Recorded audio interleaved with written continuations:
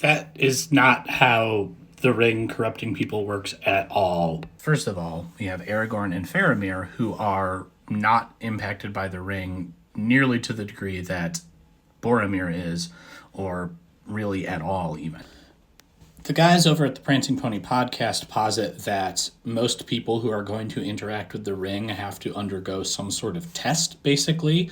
We see this happen with Galadriel, Gandalf, as well as Aragorn, who talks about how he has kind of thought about how he would be in front of the ring, and then he's finally tested in the chapter Strider, and he succeeds.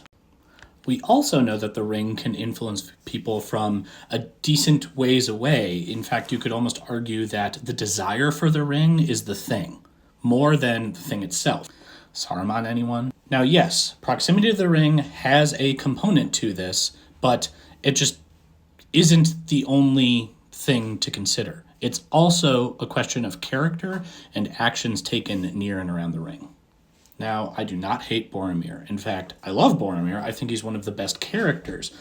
But I do think that he is a great example of the fallibility of mortals. But again, there are other humans that interact with the ring and aren't impacted the way Boromir is. It says more about Boromir's character and his wish to use the ring for good than it does about anybody else. Furthermore, the reason that Bilbo is not impacted nearly as badly as another hobbit who interacts with the ring, Gollum, is because of how he acquired it.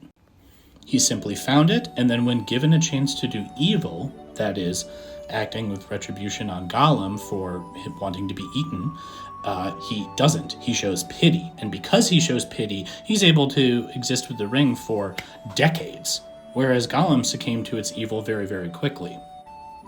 This is not to say that hobbits don't have a predisposition towards grace and pity and other positive characteristics, but that could be argued to be cultural as well as, based on what has worked to keep their society afloat.